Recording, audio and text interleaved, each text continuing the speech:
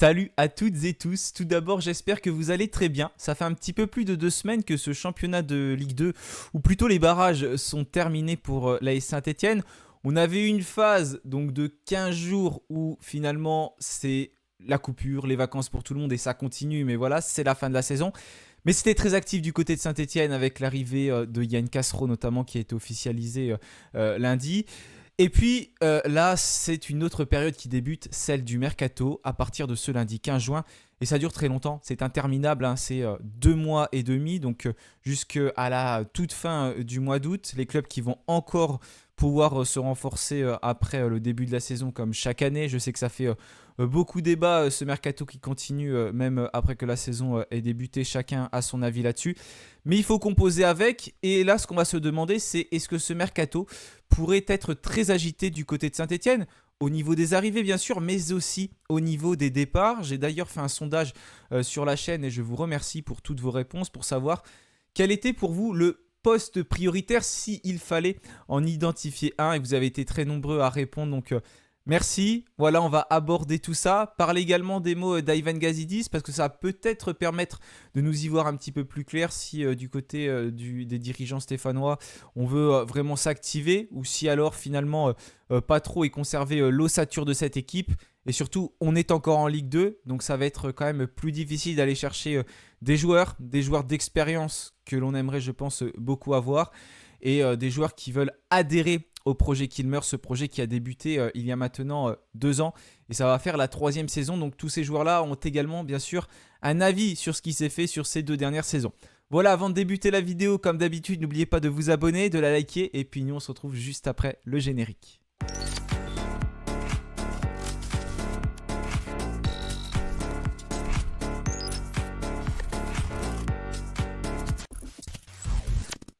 Bon alors tout d'abord, merci à vous tous, j'en profite pendant que je suis en vidéo parce que vous avez été très nombreux à regarder les vidéos de présentation de Yann Castro mais également de son adjoint qui va rejoindre Saint-Etienne. Merci pour tous vos messages, pour tous vos retours. Je peux malheureusement pas tous vous répondre parce que je vous avoue qu'il y a beaucoup de commentaires et c'est compliqué de répondre à tout le monde dans ces moments-là. C'est pour ça que j'ai fait un message global. Voilà, j'essaye de garder du temps aussi pour préparer plein de vidéos, plein de sujets qui peuvent vous intéresser, qui m'intéressent aussi pour en apprendre plus sur tout le monde. Donc voilà, un grand merci à vous tous. N'hésitez pas à continuer de commenter parce que même si je ne réponds pas, je lis bien évidemment vos commentaires et vous avez des avis qui sont partagés mais à la fois aussi des avis différents et ça permet d'avoir des opinions qui ne sont pas les mêmes, donc c'est très bien. Merci à tous en tout cas et on va se plonger sur ce mercato. Je vous affiche l'effectif stéphanois actuellement avec les joueurs qui le composent, mais j'en ai enlevé quelques-uns et on va y revenir dans quelques instants. Tout d'abord, je voudrais débuter avec les propos du dirigeant stéphanois Ivan Gazidis après la descente de l'an passé. Parce qu'il avait déjà eu des propos qui ont été donc marqués sur le site du club. Il les avait donnés à DAZN qui était à ce moment-là le diffuseur. Je cite « Nous savons qu'il est nécessaire de faire plus de changements et plus d'investissements et nous allons le faire. Ce club doit être au sommet de la Ligue 1, c'est notre objectif et nous l'atteindrons. Cette saison nous a permis d'apprendre beaucoup. Malheureusement, nous avons ce revers qui nous fait tous souffrir. » Donc ça, c'était des propos après la descente de l'an passé. Et il a de nouveau réagi, Monsieur Gazidis, après, j'allais dire la descente, on a un peu tous vécu comme ça je pense, la non-montée de cette saison après les barrages contre Nice, mais surtout après la saison de Ligue 2. Je cite de nouveau, « Nous avons effectué beaucoup de changements, peut-être même trop. C'est une question que nous devons nous poser. » Voilà, j'ai pris un court extrait. Et ça, je voulais rebondir dessus parce qu'il parle de changement. Et ça, c'est intéressant parce que il parle de changement. Peut-être qu'il y en a eu trop de faits, notamment au niveau des joueurs. Peut-être que ce mercato sera donc moins animé que les 2 derniers mercatos estivaux côté Stéphano. Il y a eu beaucoup de joueurs qui sont arrivés, beaucoup d'argent investi aussi. Hein. Donc ça, c'est quelque chose qui est, selon moi, à prendre en compte parce que même si c'est de la com et des propos, c'est peut-être une nouvelle ligne directrice qu'ils vont suivre. Donc peut-être moins de joueurs ciblés, mais peut-être des joueurs, on va dire, je l'espère, un petit peu plus expérimentés, même si je sais très bien qu'il y aura toujours de la data dans les recrues, mais peut-être mêler data et expérience, et ce serait une bonne chose. Ça, c'est mon avis. J'espère qu'en tout cas, il va être exaucé, réalisé, parce que finalement, quand on regarde ce qui s'est passé encore une fois cette saison, même lors du barrage contre Nice, il me semble, le retour qu'il n'y avait aucun joueur recruté durant le mercato estival qui était aligné, soit à cause de contre-performances, donc notamment écarté par Philippe Montagnier, on peut penser par exemple à Ebenezer Hanan, ou alors des joueurs qui sont blessés, comme par exemple Mahmoud Jaber, et qui n'a pas pu tenir son rang. D'ailleurs, Mahmoud Jaber qui est le joueur le plus utilisé parmi les recrues du mercato estival, alors qu'il a été longuement blessé. Il a été très bon, Jaber, j'espère qu'on va pouvoir compter sur lui la saison prochaine, mais ça montre quand même que malgré tout, voilà, il y a eu des erreurs certainement de casting de la direction stéphanoise, de la cellule de recrutement stéphanoise par les profils ciblés parce qu'ils n'ont pas répondu présent. Mais aussi peut-être que c'est des joueurs qui sont fragiles de base ou qu'il y a également un problème côté stéphanois avec le staff médical. C'est quelque chose qui fait débat depuis de nombreuses années et bien avant l'arrivée de Kilmer Sport. Voilà en tout cas pour ces propos introductifs. Il y a déjà eu des changements avec notamment, on l'a vu, l'arrivée bien sûr de Yann Castro. Des choses vont changer. Philippe Montagnier et son adjoint Stéphane Lièvre sont partis. Et voilà, il y a quelque chose de nouveau qui va se reconstruire, qui va se reconstituer. Donc ça fait déjà pas mal de changements à ce niveau-là. Après, pareil, dans l'organigramme du club, on n'a pas trop l'impression que ça va bouger si on s'en réfère aux propos de Larry Tannenbaum, qui avait finalement dit qu'il ne voulait pas réagir, on va dire, sur un coup de sang quand les choses ne vont pas, mais qu'il avait appris durant toutes ces années à réfléchir pour prendre les bonnes décisions. C'est mieux si je parle français. Voilà, donc je pense qu'aujourd'hui, on souhaite en tout cas tous y voir plus clair, savoir si finalement la data va être encore une fois très utilisée ou si alors d'autres choix vont être faits de la part de Kilmer Sport. Si on en revient maintenant sur les fins de contrat, donc j'ai mis plusieurs joueurs. C'est ceux qui composeraient déjà l'effectif stéphanois la saison prochaine. J'ai pas pris les rumeurs de départ parce qu'ils sont encore sous contrat, mais par contre j'ai enlevé certains joueurs comme Denis Apia et comme Florian Tardieu parce que ce sont deux joueurs qui ont déjà fait leurs adieux au groupe de supporters, notamment lors du match de barrage aller contre Nice, et qui vont quitter le club. Je n'ai pas enlevé Brice Maubleu parce que Brice Maubleu c'est pareil, son contrat va se terminer, mais le gardien numéro 2 des Verts pourrait garder sa place. Pour l'instant, rien n'a été officialisé en cas de départ de Maubleu. On n'a pas d'autres gardiens qui semblent arriver du côté de Saint-Etienne, même s'il y a eu des rumeurs, je sais, mais des rumeurs, il y en a toujours, même pendant les mercatos, donc avant, je ne parle même pas de celles qui sont données parce que forcément, il y a énormément de bêtises. Il faut faire très attention, hein. Des agents essayent aussi de placer des joueurs à ce moment-là et tout le monde essaye d'avoir le premier nom, la première recrue, le premier visage qui arrive dans un club. Et il y a aussi d'autres joueurs, je les ai laissés, il me semble pour l'instant, comme Abdoulaye Kanté, il y a une option d'achat. Est-ce qu'elle va être relevée? Ça, c'est délicat de le savoir. Pareil pour Soumaoro qu'on n'a pas vu évoluer. Mais ça va dépendre d'une chose. Je crois que c'est sorti sur Évêque et c'est logique. Ça va être de l'envie de Yann Castro de continuer ou non avec ces joueurs-là ou de reconstruire avec des autres.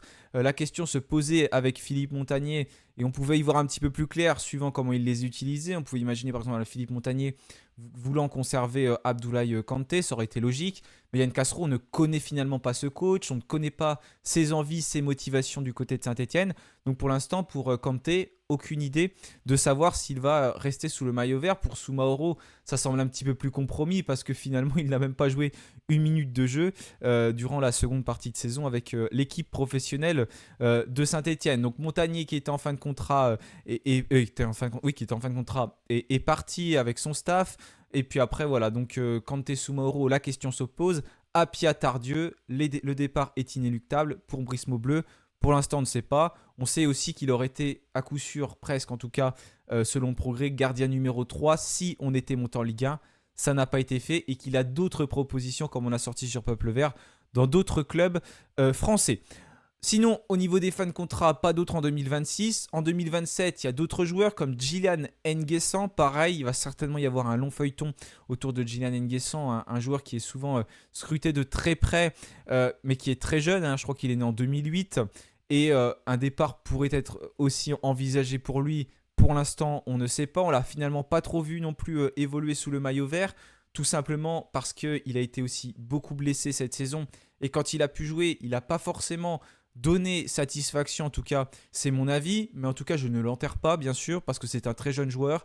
Et quand on a 17-18 ans, bah, on ne peut pas enterrer un joueur, ça ce serait quand même mal vu de ma part. Il y a Maxime Bernauer aussi qui arrive sous contrat dans un an, lui qui peut aussi occuper un rôle important dans ce dispositif, notamment en défense centrale, lorsqu'il a été aligné avec Julien Le Cardinal, mais pareil, toujours difficile de savoir, parce qu'on a vu avec Philippe Montagnier, mais on ne connaît pas encore Yann Castro, donc à voir ce qu'il va faire. Après voilà, les autres contrats sont un peu plus longs, 2028, 2029, 2030, et notamment Paul Aymar, comme on a sorti sur Peuple Vert, qui va prolonger son contrat jusqu'en 2030. L'équipe avait sorti cette information et on l'a complété pour dire que ça va être un contrat de longue durée pour Paul Aymar, qui a envie de s'installer dans le projet stéphanois.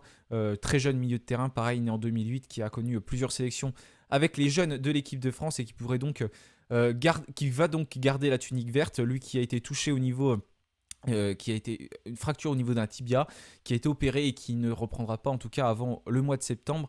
Donc il va falloir être patient pour le jeune joueur de l'AS Saint-Etienne. Donc voilà, finalement aujourd'hui, on se rend compte que dans ces recrues estivales, comme je dis tout à l'heure, il y a eu beaucoup de blessés, beaucoup qui ne jouent pas, et au final, beaucoup sont très peu utilisés. Chico Lamba, pareil, qui a connu une blessure, donc Mahmoud Jaber, et finalement, ce sont les joueurs d'avant qui reviennent, comme Michael Nadé, qui a connu beaucoup de temps de jeu. Il y a un autre feuilleton, je ne peux pas trop l'ouvrir parce qu'on ne connaît pas spécialement encore l'issue, même si on ne se connaît pas l'issue. Si, je pense qu'on connaît l'issue, mais on ne sait pas vraiment s'il va revenir. C'est Pierre Ekwah, donc, qui avait été prêté ensuite au mercato hivernal en Angleterre. Ça va être un feuilleton interminable, lui qui ne voulait plus porter le maillot vert et qui va faire son retour parce que visiblement l'option d'achat ne va pas être activée dans le club anglais. Donc voilà, ça va être encore certainement le feuilleton de l'été. Je rappelle qu'il aurait pu partir en toute fin de mercato estival, mais on a décidé de le conserver, de taper du poing sur la table. Kilmer a montré que non, il ne le lâcherait pas. Finalement, ça aurait peut-être été la meilleure chose à faire, parce que voilà, ça a mené à certaines tensions. Et puis voilà pour ces joueurs-là, donc Aymar, Jaber, Mouefek au milieu. J'ai mis un petit peu toutes les lignes et on se rend compte qu'il y a certaines lignes où c'est plus clair que d'autres. En tout cas, c'est pas facile de savoir. Maintenant, on va parler des postes prioritaires. J'ai fait un petit sondage comme je vous l'ai dit. Alors, je vous l'affiche. Donc merci, quand je tourne cette vidéo, vous étiez 222 à avoir voté. Et il y a quand même deux postes qui se détachent. Le poste de gardien de but. On avait fait un live sur la chaîne d'Adrien Total ACCE que je vous invite à aller voir. Et d'ailleurs, n'hésitez pas à vous abonner à sa chaîne pour qu'il passe les 900 abonnés. Il vient de reprendre. Et on avait parlé de différents postes. Moi, j'avais parlé du poste de gardien de but qui, pour moi, était quand même très important. Donc, on sait aujourd'hui qu'on a Gauthier Larsonneur, Brice Maubleu qui peuvent tenir cette place dans les buts. Larsonneur qui est actuellement le capitaine stéphanois. Ce brassard est forcément remis en question par les supporters. Et pour moi, je disais que c'était le poste prioritaire, gardien de but, parce que ça va dépendre aussi, encore une fois, de la façon de jouer de Yann Castro. Mais il faut à tout prix un très bon gardien. On sait que c'est hyper important d'avoir un gardien serein, une défense solide quand on veut monter en Ligue 1. On l'a vu, on en a fait l'expérience et surtout, j'imagine qu'on va avoir une équipe encore offensive, qu'on va beaucoup s'exposer. Donc voilà, il faut un gardien qui apporte de la sérénité et un gardien qui puisse rassurer tout un collectif et qui finalement va faire des arrêts décisifs et les arrêts au bon moment, parce que des fois, oui, il est très peu sollicité, le gardien stéphanois, mais quand il est sollicité, il faut à tout prix qu'il réponde présent. Après, voilà, c'est à Kilmer d'aller chercher ces gardiens-là. Moi, je suis personne pour donner des conseils et des avis. Surtout que c'est très dur d'aller chercher des gardiens. Mais il y en a quand même des gardiens qui ont fait des bonnes saisons de Ligue 1, de Ligue 2. Parce que pour moi, voilà, cette expérience, elle compte. On peut penser à un gardien par exemple comme Kofi qui a fait une superbe saison du côté d'Angers. Mais j'imagine que ça va être impossible d'aller le chercher. Il va faire son retour à Lens. Angers qui n'a pas pu le recruter parce que Lens n'a pas voulu le céder pour le prix qu'il pouvait mettre. Donc Kofi qui va faire son retour et qui n'est plus utilisé par les Lensois, hein, forcément qui compte plus sur Robin Risser. D'ailleurs on a vu aussi le gardien de Reims, Ewen Jawen, qui a été transféré en Angleterre pour un montant astronomique. Comme quoi voilà, les gardiens ça sert en Ligue 2, même si Reims n'est pas monté. Mais bref, il a fait une très belle saison. Leurs gardiens, ils ont bien pu compter sur eux. Mais voilà, il y a quand même des bons gardiens qui ont d'expérience, comme Kofi, comme même Yaya Fofana, on se souvient aussi, qui était passé par Angers et qui a cette expérience de la Ligue 2, qui a dû partir en début de saison dernière. Et puis aussi un autre gardien que j'aimais beaucoup du côté de Nantes, qui a fait quand même des bons matchs, c'est Alban Lafont, qui aujourd'hui n'évolue plus en France.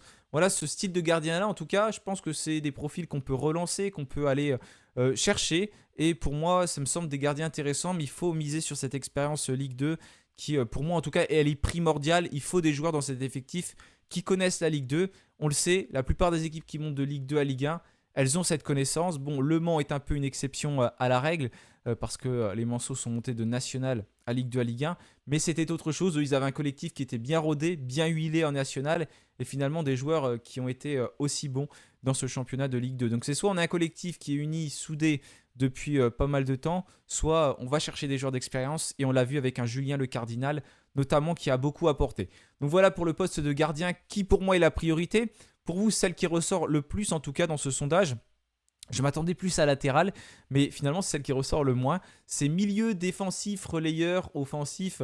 Voilà, vous avez précisé en commentaire aussi les postes que vous préfériez dans tous ces secteurs du jeu-là. Mais finalement, vous préfériez bien évidemment tous les postes, mais je voulais en préciser un, mais beaucoup disaient, ouais, en fait, il faudrait recruter un petit peu partout. Et je vous rejoins totalement, hein. Pour moi, je disais gardien, c'est le prioritaire de prioritaire, mais bien sûr, tous ces postes que j'ai cités, mis à part défense centrale, où c'est ce qui semble le plus tenir le choc, le reste, bon, je pense qu'il y aura beaucoup de modifications à faire. Et pour moi, le poste de milieu défensif, il est hyper important. On sait qu'on manque de ce type de milieu-là. Aussi, ça va dépendre de Kanté, est-ce qu'il va rester ou non. Et un profil, voilà, juste devant la défense, qui est le premier défenseur, celui qui est cette fameuse sentinelle devant la défense centrale, il est hyper important pour pouvoir relancer le jeu. Et on sait d'ailleurs qu'aujourd'hui, il y a de plus en plus de joueurs numéro 10 qui seraient numéro 10, je pense, à l'époque, il y a quelques années, et qui aujourd'hui sont plus bas. On peut penser par exemple à Paris, un Vitinha qui joue finalement assez bas sur le terrain. Et je pense qu'il y a quelques années, c'est un joueur qui pourrait jouer plus haut. Donc peut-être que ce type de profil-là peut être intéressant à ce poste-là. Mais pour moi, il faut quand même quelqu'un de costaud parce qu'on n'est pas dans un championnat comme la Ligue 1 où voilà, il y a beaucoup plus d'espace, ça joue plus sur le plan technique. La Ligue 2, ce n'est pas pareil. Il y a plus de physique aussi, d'impact. On avait un Benjamin Bouchouari, par exemple, qui pouvait potentiellement tenir ce rôle-là, mais on l'a vu que c'était compliqué quand il y avait des équipes qui étaient vraiment, vraiment physiques. Donc peut-être quand même aussi quelqu'un d'assez physique côté stéphanois. Donc là, j'aimerais bien aussi qu'un milieu défensif arrive.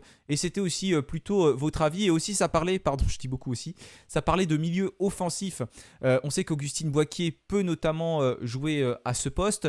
Igor Miladinovic aussi. Potentiellement un jeune comme Nadir El Jamali. Mais vous êtes beaucoup aussi à vouloir voir un milieu offensif. Et je peux le comprendre. Parce que finalement, j'ai mis un autre poste, celui d'attaquant et d'ailier. Et quand on regarde bien, donc j'ai noté les ailiers qu'on a, on a Cardona, Davitashvili, et en attaquant, on a Dufus, Nguessan, Stassin. Et on se rend compte que il y a beaucoup de joueurs qui ont utilisé autre poste. Par exemple, Hold, qui est un ailier et qui a été utilisé latéral. Pour ça que c'est important de recruter un latéral aussi, parce que Hold, c'est bien gentil pour dépanner. Mais sauf que c'est pas comme si on avait 50 000 solutions latéraux. Donc on est obligé de compenser. Il n'y a plus Hold, Dufus n'est plus un avant-centre et devient un ailier. Et là, ça va pas, ça devient du bricolage. Il faut à tout prix réussir à stabiliser certains postes. Et comme les latéraux, c'est pareil, c'est un poste où on est vraiment en difficulté. On s'en rend compte maintenant depuis plusieurs années. Et ça va beaucoup apporter. Je pense que si on arrive à recruter des joueurs capables de tenir la route à ces postes-là. Mais voilà, au poste d'ailier, on n'a que finalement Cardona et Davitashvili. C'est beaucoup trop peu. Il faut apporter de la concurrence. Et pour en revenir donc à Boaquier qui peut être utilisé comme numéro 10, mais également sur un côté. Et finalement, ce serait peut-être mieux qu'il soit utilisé sur ce côté-là pour pouvoir concurrencer un Cardona qui, pour moi, s'il reste côté stéphanois, doit devenir aujourd'hui le super sub, celui qui rentre en seconde mi-temps pour emmener de l'impact, de la vitesse. On sait que c'est un joueur très rapide, Cardona, mais au fur et à mesure du match, ça devient difficile, surtout quand il doit multiplier les replis défensifs parce qu'il n'est pas avare d'efforts, hein, Cardona. Il les fait les replis défensifs. Il a beaucoup aidé Pedro, notamment sur le côté, ou Denis Sapia, par exemple, quand c'était lui qui était latéral droit. Mais ça coûte. Et ensuite, il manque de lucidité devant. Peut-être aussi que c'est pour ça qu'il était moins en forme. Donc pour moi, voilà, il faut aussi recruter au moins un ailier droit, un ailier gauche.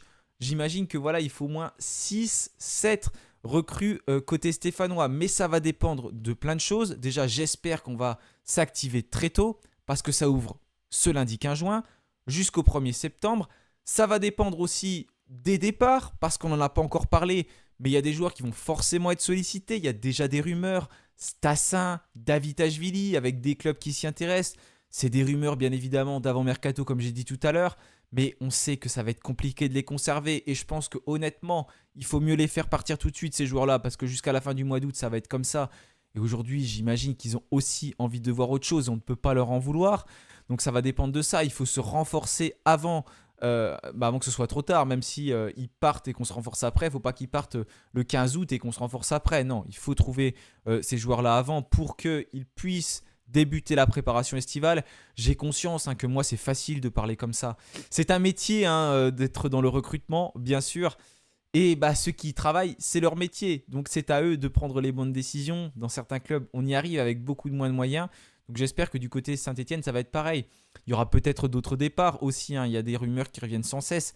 Comme Nadé, finalement, il reste tous les ans, mais est-ce qu'il va partir un jour? Comme Davitashvili, on en a déjà parlé.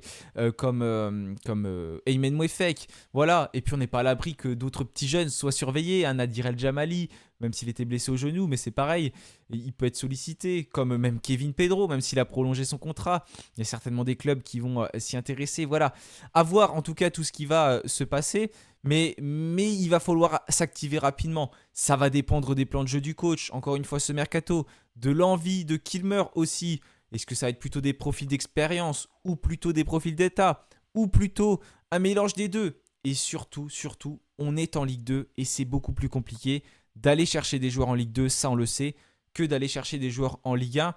Surtout quand c'est la 3e année du projet parce que pour moi, c'est quelque chose qu'il faut impérativement prendre en compte.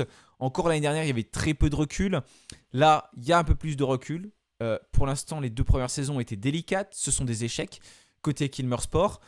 Donc là, forcément, les joueurs, les agents, tout le monde regarde. Surtout que certains joueurs se rendent compte que leurs copains qui évoluent aujourd'hui à Saint-Etienne ont été un petit peu coincés, un petit peu contrariés, forcés, on va dire, de rester, même si j'aime pas trop ce terme. Donc ils se disent, j'ai pas envie de me mettre dans un bourbier comme ça aussi. Et tout le monde cause petit à petit, et plus le projet avance, moins c'est nouveau, et plus c'est délicat, en tout cas, si ça n'a pas fonctionné les premières années. Mais voilà, en tout cas, pour en revenir au poste prioritaire, selon moi, si on fait ligne par ligne, il y a ce poste de gardien de but. Ça, c'est la priorité des priorités pour moi. Je sais que voilà, vous pensez différemment aussi, mais finalement, il y a quand même beaucoup de monde qui pense au gardien, mais c'est assez équilibré. Ensuite, latéral gauche, c'est impératif. Même à latéral droit. À droite, on a quand même Pedro. Donc ça, c'est bien. Heureusement qu'il a fait une bonne saison, Pedro. Mais voilà, après, derrière, c'est délicat. La défense centrale, on va dire que ça le fait. Un milieu défensif, un milieu offensif. Donc on est déjà à 5. Et après, au moins un ailier et sans doute un avant-centre avec les départs à venir. Peut-être 2 Stassins. À moins qu'à Joshua Dufus, on puisse compter dessus. Mais moi, ce qui me fait peur, c'est les blessures. Parce que ce genre de joueurs-là, finalement, ils sont très, très souvent blessés. Même s'il est très jeune. Et c'est dommage. Même les jeunes du centre, ils se blessent tout le temps. Il y a quand même un problème quelque part. Mais j'espère qu'aussi le recrutement va se faire peut-être ailleurs. Notamment dans le staff médical. Même si, comme on l'a dit tout à l'heure avec les propos, ça va peut-être moins bouger cet été. En tout cas, c'était les mots d'Ivan Gazidis qui n'a pas dit directement ça. Mais qui parlait, je recite pour ceux qui ne se souviennent plus de la phrase, « Nous avons effectué beaucoup de changements, peut-être même trop. C'est une question que nous devons nous poser. » Et je vous la pose, vous, cette question. Est-ce que l'AS Saint-Etienne doit faire des nombreux changements durant ce mercato estival? En tout cas, reprise du championnat le week-end du 8 août sur la pelouse de Sochaux. Quand je tourne cette vidéo, je ne sais pas quand les Verts vont reprendre l'entraînement. On indiquait la date du 1er juillet si jamais Montagnier était toujours sur le banc. Ce n'est pas le cas, donc je ne sais pas si ce sera cette date qui sera conservée. Au niveau de la préparation, on ne sait pas pour les stages. Est-ce qu'il va y avoir un stage au Chambon-sur-Lignon comme un peu tous les ans? On imagine que c'est possible, mais pour l'instant, rien de cité. Les matchs amicaux, c'est pareil. Il y en a eu 2, je crois. Il me semble qu'il y a Sochaux, si je dis pas de bêtises, de programmer. Et puis un autre contre le Servette FC, un petit peu comme tous les ans, qui sera le 18 juillet. Ça, c'est le Servette qui a sorti ce programme. Mais peut-être que quand vous regarderez cette vidéo, le programme sera sorti parce que ce sera peut-être lundi.